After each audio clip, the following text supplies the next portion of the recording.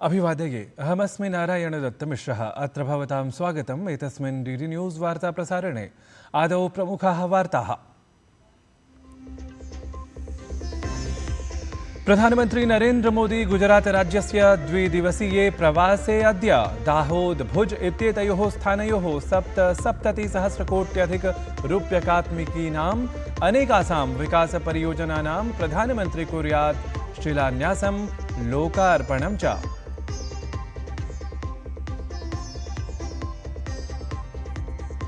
प्रधानमन्त्री नरेन्द्र मोदी ह्यः मन की बात इत्येतत् कार्यक्रममाध्यमेन देशवासिनां समक्षं स्वमनोगतं प्रकाशितवान्। मासिकस्य मुख्यतः आकाशवाणी परस्य कार्यक्रमस्य 22,100तमः भागः ह्यः प्रसारितं गतः।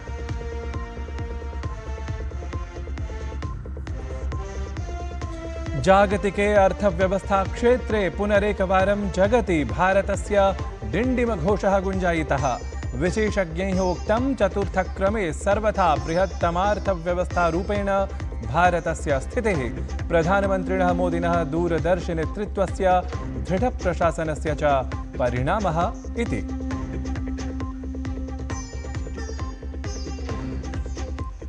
गृहमन्त्री अमित शाह त्रिदिवसीये यात्राक्रमे महाराष्ट्रं प्राप्नोत्। नागपुरे सार्वजनीनकार्यक्रमयोः भवेदसौ सम्मिलितः। सायं नान्देडस्थले असौ सम्बोधयेत् जनसभामपि।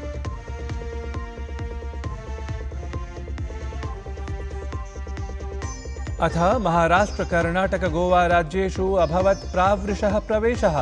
मुम्बै महानगरे वृष्टिकारणात् अनेकेषु स्थानेषु जलपूरस्थितिः दृष्टिङ्गता। दिल्ल्यां तावत् गतरात्रौ अपि जाता वृष्टिः।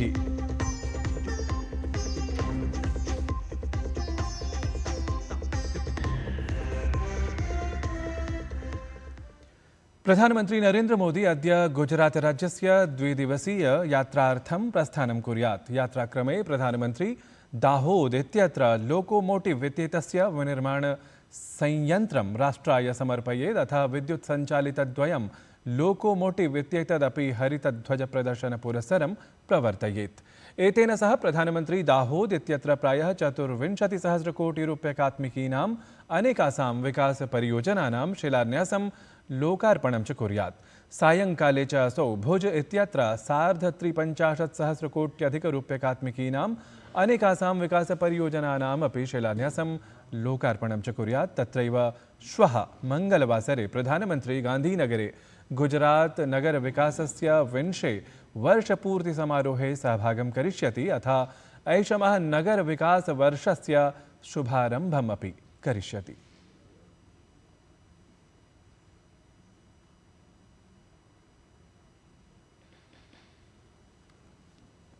प्रधानमन्त्री नरेन्द्र मोदी ह्यः मन की बात इत्येतस्य कार्यक्रमस्य 22,100तमाङ्कस्य माध्यमेन देशवासिनां समक्षं स्वमनोगतं प्रकाशितवान्। प्रधानमन्त्रिणा लोकप्रिये एतस्मिन् कार्यक्रमे ऑपरेशन सिन्दूर इत्येतस्य विशेषाभियानस्य प्रसङ्गः सर्वादौ उपस्थापितः। असौ प्रोक्तवान्, भारतीय सशस्त्रबलीयानां शौर्यप्रदर्शनकारणात् सर्वे अपि देशवासिनः उत्साहभावभरिताः भूताः इति। ततः आगामि जून मासस्य 21 दिनाङ्के समायोजयिष्यमाणं वैश्विकं योगदिवसम् आधृत्य अपि प्रधानमन्त्रिणा योगायुर्वेद शरीर सौष्ठवादि विषयेषु अपि स्वमनोगतं पुनरपि सर्वसमक्षं समुपन्यस्तम्।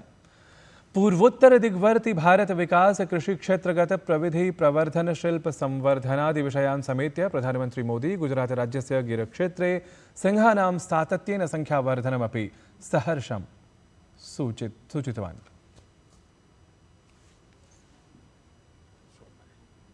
गुजरात के गीर में शेरों की आबादी 674 से बढ़कर 891 हो गई है। 674 से 891। लायन सेंसस के बाद सामने आई शेरों की ये संख्या बहुत उत्साहित करने वाली है।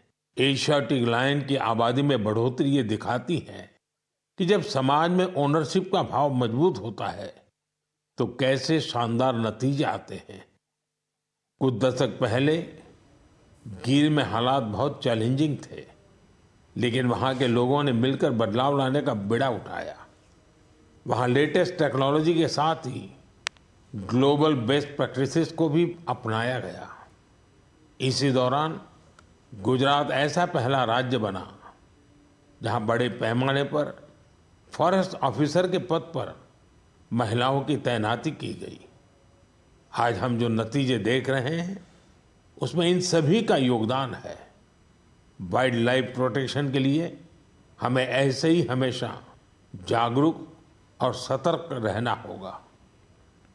दिल्ल्यां राष्ट्रीय जनतांत्रिक संघटनस्य मुख्यमन्त्रिणाम् उपमुख्यमन्त्रिणां च उपवेशनं सम्पन्नम् अभवत्। उपवेशनस्य समाप्तेः अनन्तरं केन्द्रीयमन्त्री अथ भाजपादलस्य राष्ट्रीय अध्यक्षः जेपी नड्डा उक्तवान् यत् सिन्दूर इति विशेषाभियानेन आतङ्कवादं विरुध्य भारतस्य कठोराचरणं विश्वस्य समक्षम् अस्माभिः प्रस्तुतम्। असौ उक्तवान् यत् भारतं न कदापि क्वचिदपि आतङ्कवादं सहिष्यते। सहैव जेपी नड्डा इत्येषः कथितवान् प्रधानमन्त्रिणः नरेन्द्रमोदिनः नेतृत्वे जातिगतजनगणनायाः निर्णयः तावत् अस्माभिः स्वीकृतः इति। देशे प्रथमवारं बिहारप्रशासनेन एतदर्थं प्रस्तावः अभ्युपगतः आसीत्, यदर्थं च वयं बिहारप्रशासनार्थं धन्यवादं दद्मः इति जेपी नड्डा प्रोक्तवान्। जातिगत जनगणना, इस जातिगत जनगणना के विषय पर जिसको भारत की कैबिनेट ने मोदी जी के नेतृत्व में स्वीकृति दी है, और ये हमारी कल्पना शुरू से थी, और हमारे बिहार की सरकार, नीतीश कुमार जी की सरकार जिसने सबसे पहले इसका प्रस्ताव लाया था, उसको भी ध्यान में रखते हुए और यह जातिगत जनगणना पर भी प्रस्ताव पारित हुआ, और सभी लोगों ने इसको जहां इसकी सहमति के साथ साथ जो मोदी जी का निर्णय हुआ है उसकी प्रशंसा के साथ साथ साधुवाद देने का काम इस प्रस्ताव में हुआ है। भाजपेति दलाध्यक्षः जेपी नड्डा उक्तवान् यत् प्रधानमन्त्रिणः नरेन्द्रमोदिनः नेतृत्वे देशवर्तिने प्रत्येकवर्गाय समानुरूपेण कार्यं क्रियते। अस्माकं दलं राजनीत्यै नैव जनहितार्थं कार्यं करोति। जातिगत जनगणना अस्माकं कृते राजनीतिकावसरत्वेन नास्ति, प्रत्युत दलितानां, वञ्चितानां, पश्चवर्तीनां विकासार्थम् एषा माध्यमरूपा अस्ति।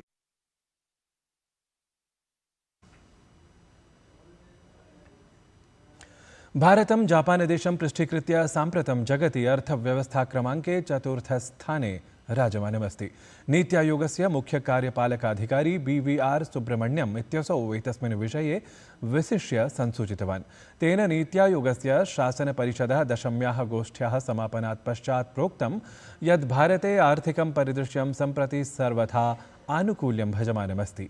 तदनुसारेण सम्प्रति भारतं 4,000 संयुक्तराज्यामेरिकीय डॉलर राशिसम्मिताम् अर्थव्यवस्थां धत्ते। वस्तुतः जापानदेशं पश्चीकृत्य सम्प्रति भारतीय अर्थव्यवस्था संयुक्तराज्यामेरिका, चीन, जर्मनी इत्येतेभ्यः 3 देशेभ्यः परं चतुर्थस्थानं भजमानमस्ति इति विशेषतः अवधातव्यम्। Theme of the meeting itself and the first item in the agenda was Viksit Rajya for Vikasit Bharat. Viksit Bharat Hetu Viksit Rajya. We are the 4th largest economy as I speak. We are a $4 trillion economy as I speak. And this is not my data, this is IMF data. India today is larger than Japan. So it's only the United States, China and Germany which are larger. And if we stick to what is being planned, what is being thought through, it's a matter of another 2.5 to 3 years, we would become the 3rd largest economy. जगति अर्थव्यवस्था दृष्ट्या भारतस्य चतुर्थ क्रमाङ्कासीनत्वम् उद्दिश्य केन्द्रीयमन्त्री जितेन्द्र सिंह प्रोक्तवान् यत् यया दूरदर्शितया देशे गतैकादश वर्षेभ्यः विकासकार्याणि सञ्जातानि तत्परिणामः एव एषः यत् साम्प्रतम् अर्थव्यवस्था सम्पन्नता दृष्ट्या भारतं चतुर्थक्रमे समारूढम् अस्ति। तेन बृहत्याः उपलब्धेः एतस्याः पृष्ठे प्रधानमन्त्रिणः नरेन्द्रमोदिनः प्रविधि माहात्म्यान्वितं जनजागरूकीकरणम् इत्यपि सबलं प्रतिपादितम्। केन्द्रीय गृहमन्त्री अमित शाहः महाराष्ट्रस्य 3 दिवसीयायां यात्रायामस्ति। अमित शाहः यात्राक्रमे अद्य तावत् नागपुरस्य जामठा इत्यत्र राष्ट्रियकर्करोगसंस्थाने आयोज्यमाने एकस्मिन् कार्यक्रमे सहभागितां कुर्यात्। तदनन्तरमसौ चिञ्चोलीग्रामे राष्ट्रियव्यवहारिविश्वविद्यालयस्य उपकेन्द्रस्य आधारशिलामपि स्थापयेत्।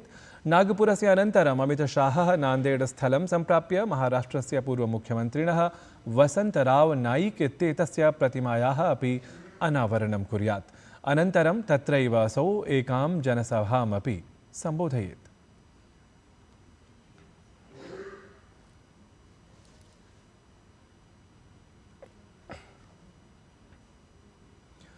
अचिरादेव मदरसा इत्याख्येषु इस्लामधर्माश्रितेषु आरम्भिकशिक्षणसम्बद्धविद्यालयेषु आधुनिकविषयाणाम् अनिवार्यरूपेण अध्ययनम् अध्यापनं च विधेयम् इत्येवंभूतः उत्तरप्रदेशस्य योगीप्रशासनस्य निर्णयः साम्प्रतं सफलीभवति। तत्र दीनी तालीम इत्येतेन अर्थात् धार्मिकशिक्षया सह साम्प्रतं मॉडर्न एजुकेशन इत्येतस्य अर्थात् आधुनिकशिक्षायाः अपि समन्वयः द्रष्टुं शक्यते। मदरसा इत्यत्र बालानाम् एकस्मिन् हस्ते कुराणस्य अन्यस्मिन् च हस्ते सङ्गणकस्य स्थापनपरः स्वप्नः सम्प्रति सत्यस्वरूपम् अवाप्नोति।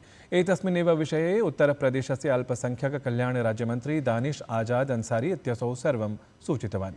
वस्तुतः मदरसा इत्येतत् सम्बद्धः पाठ्यक्रमः राष्ट्रियशैक्षिकानुसन्धानपरिषदः पाठ्यक्रमेण सह योजितः भूत्वा नवस्वरूपं सम्प्राप्नोति।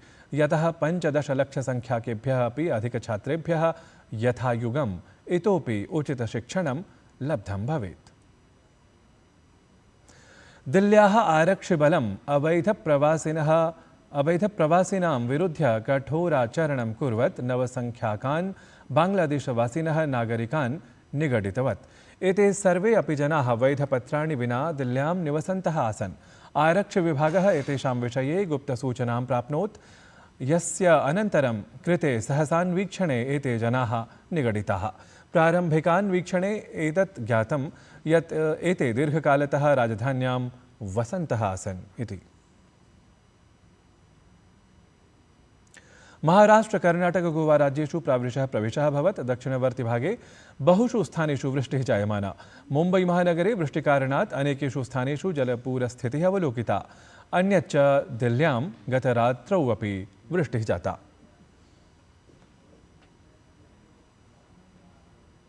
ह्यः इंडियन प्रीमियर लीग इत्याख्यायां क्रिकेट प्रतियोगितायां स्पर्धाद्वयं जातम्। प्रथमस्पर्धायां Chennai Super Kings Gujarat Titans इत्येतयोः दलयोः मध्ये संघट्टः अभवत्, यत्र चेन्नई सुपर किंग्स इत्येतत् दलं गुजरात टाइटन्स इत्येतत् दलं सप्रभुत्वं 63 धावनाङ्कैः पराजितवत्।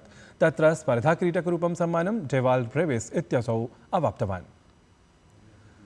अथ द्वितीयायां स्पर्धायां Kolkata night Riders Sunrisers Hyderabad इत्येतयोः दलयोः मध्ये संघट्टः जातः। अत्र तावत् सनराइजर्स हैदराबाद इत्येतत् दलं कोलकाता नाइट राइडर्स इत्येतत् दलं 10,100 धावनाङ्कैः पराजितवत्। एतस्यां हि स्पर्धायां स्पर्धाक्रीडकरूपेण सम्मानेन 100 धावनाङ्कार्जकः हेनरिक क्लासेन इत्यसौ सभाजितः जातः। अद्य तावत् मुम्बै इंडियन्स पंजाब किंग्स इत्येतयोः दलयोः मिथः रोचकः संघट्टः स्यात्। उभे अपि दले तावत् प्रतियोगितायाः शीर्षस्थं दलद्वयं भवितुं विशेषप्रयत्नं कुर्याताम्। एतद्धि वार्तासंस्करणम् अधुना सम्पद्यते। अभिनववार्ताभिः सह पुनः उपस्थास्यामः। तावत् मङ्गलं भूयात्।